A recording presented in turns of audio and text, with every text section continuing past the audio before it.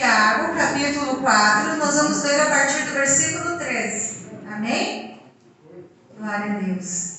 Enquanto isso, os irmãos vão achando, queria dar as boas-vindas ao nosso visitante, né, o Helder, sem H. Amém? Seja bem-vindo, né? Que Deus abençoe. Sempre que quiser nos visitar, a igreja vai estar com alegria recebendo, amém? Glória a Deus. Os irmãos que puderem se colocar em pé, nós vamos ler, no versículo 13, nós estaremos lendo alguns versículos. Podemos ler, irmãos? Amém? Tiago, capítulo 4, versículo 13, nós estaremos lendo alguns versículos. Agora podemos ler? Amém. E agora vós que dizeis, hoje ou amanhã iremos a tal cidade, e lá passaremos um ano, e contrataremos e ganharemos. Digo-vos que não sabeis o que acontecerá amanhã, porque o que é a vossa vida? É um vapor que aparece por um pouco e depois se desvanece. Em lugar do que devias dizer, se o Senhor quiser, e se vivermos, faremos isto ou aquilo. Amém? Vamos orar? Amém? Senhor amado, neste momento, ó Pai, chegamos em Tua presença e eu te peço, Senhor, que Tu venha falar conosco através desta palavra. Tu conheces, Senhor, os nossos pensamentos, os nossos sentimentos e só Tu pode nos convencer, ó Pai, do arrependimento e de fazer aquilo que é certo, aquilo que é da Tua vontade. Por isso, entrego as nossas vidas nas Tuas mãos esta noite, para que o amado Espírito Santo venha agir em nosso meio, em nome de Jesus. Amém. Glória a Deus. Irmãos, pode sentar, amém? Glória a Jesus. Irmãos, antes de falar especificamente dessa palavra, quem é pastor aqui, que nem o pastor Leo, a pastora Zilma, meu esposo, quando a gente vai fazer um ofício fúnebre, geralmente essa passagem ela é lida, no ofício fúnebre. Por quê? Para as pessoas refletirem, que a vida é um vapor, que hoje Deus nos deu a alegria de amanhecermos vivos, mas ninguém sabe o dia de amanhã, amém? Então essa palavra faz refletir como a gente está vivendo a nossa vida. Antes eu quero dizer para vocês um pouquinho de Tiago, que escreveu essa epístola. Então Tiago escreveu essa epístola aos cristãos que estão passando por problemas. Só que cristão que passa por problema é só naquela época? Não. Até hoje, Seja cristão ou não seja cristão, todas as pessoas passam por problemas. Mas essa aqui é uma palavra específica para instruir pessoas que são cristãos, que já aceitaram o Senhor Jesus como Salvador, como conviver com os problemas, Como reagir, como agir. E Tiago, aqui, irmãos, só tem apenas 5 capítulos. Então ele tenta resumir uma vida toda, em 5 capítulos, de como agir em cada área da vida. Tiago explica em poucas palavras quais são as responsabilidades de um cristão. Tiago fala muito da fé sem obras e sobre deixar Deus fora dos nossos planos. Então, esses versículos que nós lemos aqui, o título diz: os planos humanos podem falhar, ou a falibilidade dos projetos humanos. Quantos de nós fazemos projetos, Sonhamos, e muitas coisas acontecem diferente daquilo que nós sonhamos, daquilo que nós planejamos. Então, os versículos que nós lemos falam especificamente de incluir Deus nos nossos planos. Amém? Pessoas que fazem planos não cometem pecado. Não é errado fazer plano, não é errado sonhar, mas muitas vezes pecamos porque não consultamos ao Senhor quando fazemos os nossos planos. Amém? Muitas vezes deixamos Deus fora da nossa vida do dia a dia. Achamos que Deus só deve ser consultado quando a gente entra na igreja para orar ou para assistir um culto. Não, Deus tem que estar conosco 24 horas por dia. A nossa vida tem que ser vivida debaixo da mão poderosa de Deus. Lá em 1 Pedro 5,7 diz: humilhai-vos, pois, debaixo da potente mão de Deus, para que a seu tempo vos exalte. O que significa isso? O homem tem que reconhecer que a mão de Deus tem que estar em cima do homem para alguma coisa dar certo. Por isso que diz: humilhai-vos, pois, debaixo da potente mão de Deus, para que o seu tempo vos exalte. Significa que Deus é que vai fazer as coisas dar certo na nossa vida, amém? Aqui outra coisa que eu anotei aqui. Já falei para os irmãos, mas vou repetir. Essa passagem nós costumamos ler no ofício fúnebre. Porque quer encontrar um povo com o coração quebrantado é no dia de um enterro. Não é verdade? Porque se você está numa festa, você não está refletindo sobre a vida. Você só quer aproveitar aquele momento.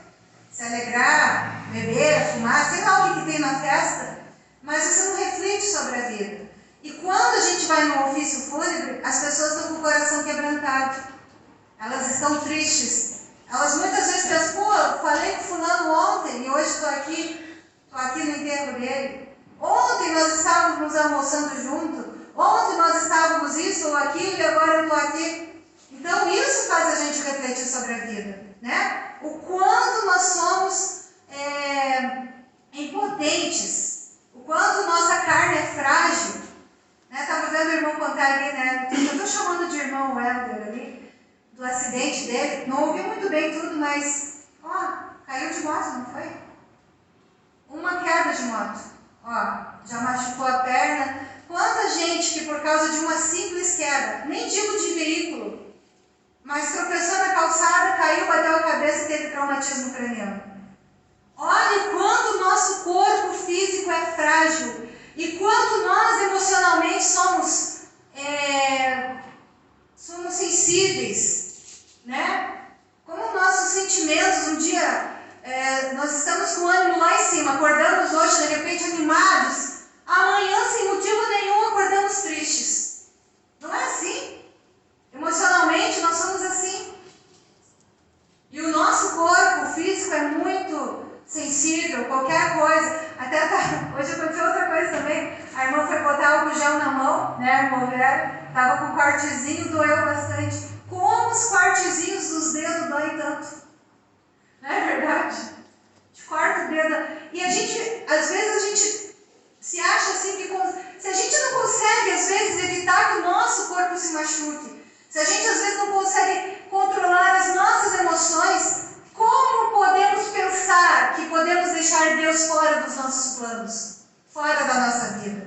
Amém? No versículo 13, vou ler de novo. Ei agora vós que dizeis, hoje ou amanhã iremos a tal cidade, e lá passaremos um ano, e contrataremos e ganharemos. Então aqui alguém está dizendo, eu vou para tal cidade, eu vou ficar um ano lá, e eu vou trabalhar lá, e eu vou ganhar lá, e eu vou fazer isso lá. E aqui no versículo 13, né, diz ganharemos. O problema aqui não é o planejar, o problema é deixar Deus fora do plano.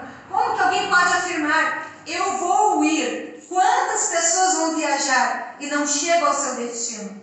Acontecem acidentes trágicos no meio da estrada e famílias inteiras morrem e não conseguem chegar ao seu destino. Planejaram umas férias, planejaram ir morar em outra cidade e não conseguem chegar ao seu destino. Então tem gente que além de não conseguir chegar no destino, muito menos ficar um ano lá. Como que alguém pode dizer isso?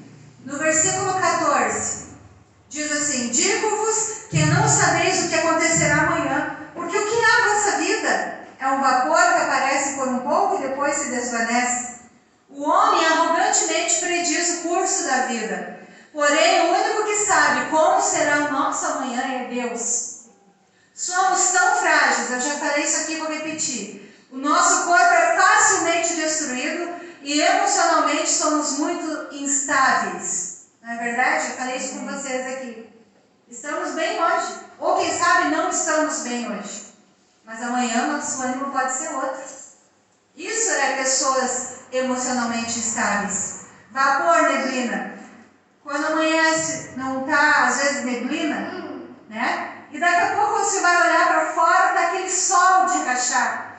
Então a Bíblia diz que a vida é assim. Acordamos com vida hoje. Mas muitas vezes, antes de terminar o dia, muitas pessoas morrem. Não sabemos o que vai acontecer com a gente. Porque até cristão morre. Todos morrem. Vocês estão entendendo? Deus precisa dirigir nossa vida. O que acontece quando nós temos Deus? Não vai ser evitado que a gente morra se for da vontade de Deus. Mas se for um acidente, Deus pode nos livrar. Se for coisas que vieram contra nós, como macumbas, feitiçarias, pessoas que nos odeiam, tramam contra a nossa vida, de tudo isso Deus nos livra. Quando nós somos dependentes de Deus. A única maneira que nós não nos livramos da morte é quando o próprio Deus decide que chegou o nosso dia de morrer. Aí não tem como nós nos livrarmos, porque a vontade de Deus é soberana. No versículo 15, em lugar do que devias dizer, se o Senhor quiser e se vivermos, faremos isto ou aquilo. Não é verdade? O correto seria, se Deus quiser, eu vou estar indo para outra cidade. Se Deus quiser, eu estarei trabalhando em tal lugar. Se Deus quiser, eu vou ficar ali 1 ano. Então as pessoas precisam depender mais de Deus e incluir Ele em suas vidas. Um homem que se vangloria de sua capacidade, ele ignora a soberania de Deus. Esse homem é tolo. Então, quando alguém confia na sua própria capacidade e ignora que Deus é soberano e que somente Deus tem o controle de todas as coisas, é tolo. Como eu posso achar que eu posso viver sem Deus? Quer ver? Eu sempre dou um exemplo aqui. Você pode decidir não morrer? Claro que não, gente. Você pode decidir se matar. Isso você pode. Porque tem um monte de gente aí tirando a vida. Mas decidir, eu decido não morrer. Você não pode. Porque o único que pode, que tem controle sobre a vida é Deus. E existe a vontade permissiva de Deus. Deus muitas vezes permite que alguém morra. Mas aí Deus permitiu. Amém?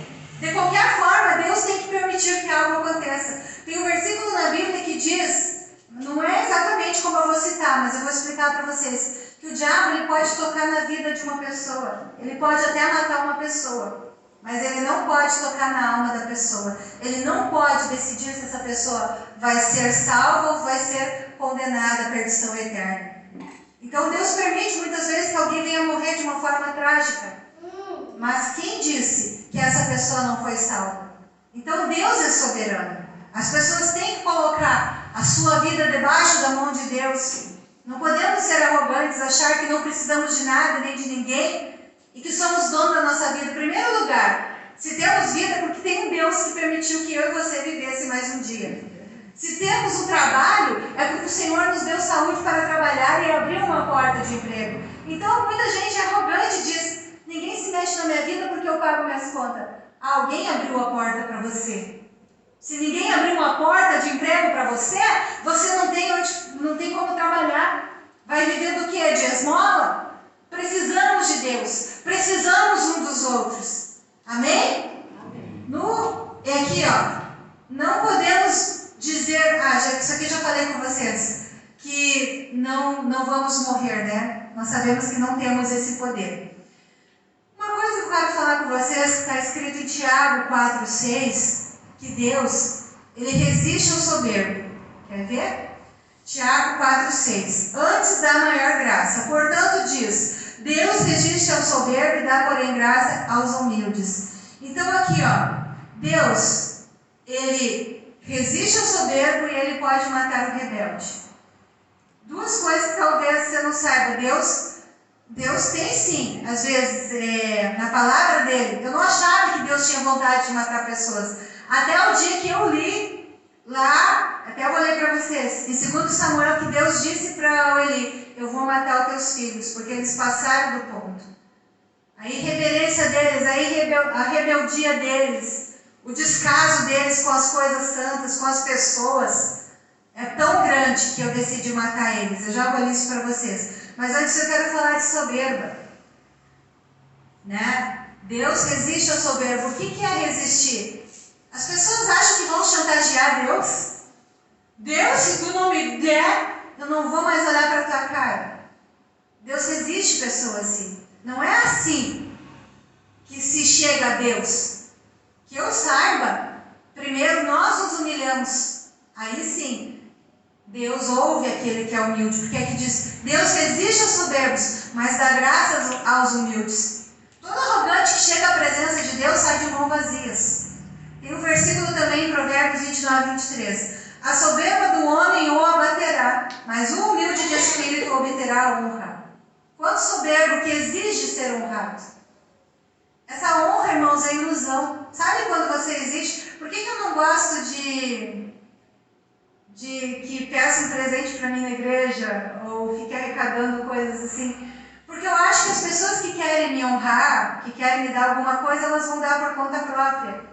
Sabe quando você exige? Não, tal dia eu vou fazer o meu aniversário, tal dia os irmãos vêm aqui e me trazem presente. Isso não é algo, como que se diz, espontâneo. Isso é uma pessoa exigindo ser honrada. E eu acho que honra que se exige não é honra de verdade. Vocês não acham? Então é por isso que eu estou falando que Deus, Ele abençoa aquele que é humilde. O humilde, ele vai ser honrado naturalmente. Vocês estão entendendo? Então uma pessoa que acha que não precisa colocar Deus nos seus planos, ela é tola. A carne da pessoa é fraca, é frágil, as emoções são instáveis. Todos nós precisamos de Deus. Todos nós precisamos das pessoas. Né? Até do vizinho, que de repente você não gosta do vizinho. Mas às vezes todos os seus parentes moram longe. E às vezes quem vai te ajudar na hora que você mais precisa é aquele vizinho que você não gosta. Aí você vai ser obrigado a bater na porta dele e dizer: vizinho, me ajuda, que está acontecendo uma coisa aqui em casa, eu preciso de ajuda. Então todos nós precisamos de Deus e todos nós precisamos uns dos outros. Eu queria ler para vocês lá em 1 Samuel, se você quiser achar, porque eu também vou achar aqui, para comprovar aquilo que eu falei. Do Hofni e Finéias, 1 Samuel, capítulo 2, versículos 24 e 25. O Eli estava falando com os filhos dele. Não, filhos meus, porque não é boa fama esta que ouço, fazeis transgredir o povo do Senhor. Pecando o homem contra o homem, os juízes o julgarão. Pecando, porém, o homem contra o Senhor, quem rogará por ele? Mas não ouviram a voz do seu pai, porque o Senhor os queria matar. Olha o que o Eli disse para os filhos. Filhos, se vocês fizerem alguma coisa contra algum homem, o juiz vai julgar a causa de vocês. Vocês vão na presença do juiz, o juiz vai dizer quem está certo e quem está errado. Mas se a gente pecar contra Deus, quem vai poder nos livrar da mão de Deus? E ali a palavra de Deus diz que os filhos de Eli ignoraram a palavra do pai, porque Deus já estava endurecendo o coração deles, porque Deus já queria matar eles. E lá no versículo 34 diz: e isso foi uma profecia de um homem que chegou para profetizar sobre a casa do sacerdote Eli e sobre a família dele corrupta, sobre os filhos dele. E isto te será por sinal a saber o que sobrevirá a teus dois filhos, a Hofni e a Finéias, que ambos morrerão no mesmo dia.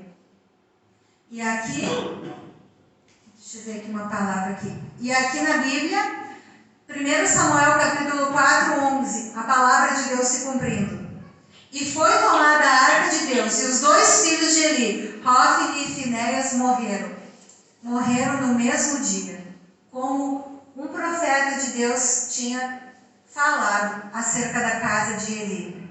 Tá bom? Então aqui nós falamos aqui de duas coisas que são ruins aos olhos do Senhor. E tem muito cristão soberbo, tem muito cristão rebelde. Nós não estamos falando de pessoas que não aceitaram Jesus como Salvador. Nós estamos falando de pessoas que ouvem falar de amor todo dia através da palavra de Deus. Estamos falando de pessoas que ouvem falar de arrependimento, que ouvem falar de humildade, mesmo assim continuam arrogantes. Pessoas que sabem que com Deus não se chega com arrogância, que com Deus o rebelde só vai perder. Então essa palavra de Tiago, né, que são 5 capítulos apenas, é para cristão. É para cristão que todo dia tem a oportunidade, ou de através de um louvor, ou de um programa de rádio, TV, sei lá, seja na internet, ou até mesmo no culto, tem a oportunidade de ouvir o que é certo. E a partir do momento que ouve o que é certo, começar a praticar o que é certo. Então essa palavra aqui é para cristão. para cristão que não quer deixar de ser soberbo, para cristão que não quer deixar de ser rebelde. E a palavra de Deus diz, né, que nós lemos aqui. O homem tem que dizer, se Deus quiser, estarei indo. Vou ler o versículo 15 aqui. Em lugar do que devias dizer, se o Senhor quiser, e se vivermos, porque não sabemos nem se vamos ter vida amanhã, faremos isto ou aquilo. Mas, debaixo da vontade do Senhor, o Senhor estará incluso nos meus planos. Eu vou incluir o Senhor nos meus planos. Agora também, irmãos, que eu falei o quê? De pessoas que planejam, de pessoas que fazem a programação de toda a vida, de toda a família, sem colocar Deus, né, nos planos. Mas agora eu quero falar de uma outra categoria de pessoas. Pessoas que estão tão desiludidas da vida, que não querem mais sonhar, que não querem mais planejar o seu futuro. Eu gosto muito de uma palavra que diz em Jeremias 29, a partir do versículo 11. Até vou ler para vocês aqui e eu vou explicar para vocês por que eu gosto dessa palavra. Jeremias capítulo 29, a partir do versículo 11, diz assim: Porque eu bem sei os pensamentos que penso de vós, diz o Senhor, pensamentos de paz e não de mal, para vos dar o fim que esperais. Então me invocareis, ireis, e orareis a mim, e eu vos ouvirei. E buscar-me-eis e me achareis, quando me buscardes de todo o vosso coração. E serei achado de vós, diz o Senhor, e farei voltar os vossos cativos, e congregar-vos-ei de todas as nações e de todos os lugares, para onde vos lancei, diz o Senhor, e tornarei a trazer-vos ao lugar de onde vos transportei. Essa palavra, Deus está incentivando o povo a voltar a sonhar, a voltar a planejar. Como que era a situação do povo? Jeremias estava pregando para pessoas que foram tiradas à força de Jerusalém, foram levadas como escravos para a Babilônia. Muitas casas foram queimadas em Jerusalém, o templo foi destruído, muitas pessoas morreram em Jerusalém, poucas pessoas puderam ficar em Jerusalém. E muitos, principalmente os mais novos, os das famílias mais nobres, foram levados como escravos para a Babilônia. Agora me diz como fica o ânimo de um povo que é atirado à força da sua casa. Um povo que vê a sua igreja, vê a sua casa sendo queimada, vê os seus parentes mortos. É um povo que perde o gosto de viver. Não é verdade? Às vezes eu vejo assim relatos de casas que foram arrombadas e a pessoa já fica toda desanimada. Poxa, tem coisa aqui dentro da minha casa que eu nem paguei ainda e esses safados vieram me roubar. Não é verdade? A pessoa já não fica desanimada? Trabalhei tantos anos para adquirir essas coisas, vem o endemoniado aí que não quer trabalhar e vem roubar minhas coisas aqui. E a pessoa já fica desanimada de viver. Agora você pensa, pessoas da tua família foram mortas, casas, a tua casa e dos teus parentes foram queimadas. E você ainda é levado como escravo para um país estrangeiro, para a Babilônia. Um povo que não tinha mais nem vontade de viver. E Deus usa o servo dele, Jeremias, e diz: vai, Jeremias, diz para eles que os meus pensamentos não são os pensamentos deles. Eles estão pensando que não tem mais esperança, mas diz que os meus pensamentos são de paz. E eu desejo dar para cada um dos meus filhos aquilo que eles sonham, aquilo que eles planejam. E aqui no versículo 13 diz, olha, vou falar mais uma coisa. Tanta gente falando de oração. Você tem que orar meia hora, tem que orar 15 minutos, tem que orar de joelho, tem que orar de pé, tem que orar de madrugada. E aqui está a resposta. Qual a oração que é ouvida? Vou dizer para vocês. Versículo 13. Jeremias 29, versículo 13. E buscar-me-eis, e me achareis, quando me buscardes de todo o vosso coração. Seja de pé, sentado, ajoelhado, deitado, 1 hora, 2 horas, 5 minutos, 10 minutos, você tem que buscar a Deus de todo o coração, para a tua oração ser ouvida. Aí que está o segredo de Deus ouvir a nossa oração. Sabe, eu vou dizer para vocês, eu faço muito isso que eu vou falar. Sabe aquela oração decorada que a gente tem? Lá em casa a gente meio que tem uma oração decorada, né? Porque todas as noites a gente ora, meu marido e meus filhos, e a gente já tem aquela oração decorada. Cada dia um que ora, a gente diz: Senhor, obrigado por esse dia. Senhor, abençoa nós durante a noite. dá ordem aos teus anjos para cuidar de nós de noite. E o Isaías sempre ora que o nosso almoço seja bom amanhã. Ele sempre se preocupa com o dia de amanhã. E eu já sei o que cada um vai orar. Eu faço oração decorada também. Mas aquela oração que eu dobro o meu joelho, e que eu vou ali sem tempo para orar, e que eu choro na presença do Senhor, e conto para Ele tudo que está me acontecendo, tudo que entristece meu coração, coisas que eu já estou perdendo esperança, e que eu clamo por Ele, essa oração eu sinto o Espírito Santo junto comigo, do meu lado, como se Ele estivesse ali do meu lado, ouvindo a minha oração. E eu saio daquela oração em paz, acreditando que o Senhor ouviu o clamor do meu coração. Porque aquela oração eu não fiquei contando no relógio o tempo que eu estava orando. Eu fui ali falar com meu Pai.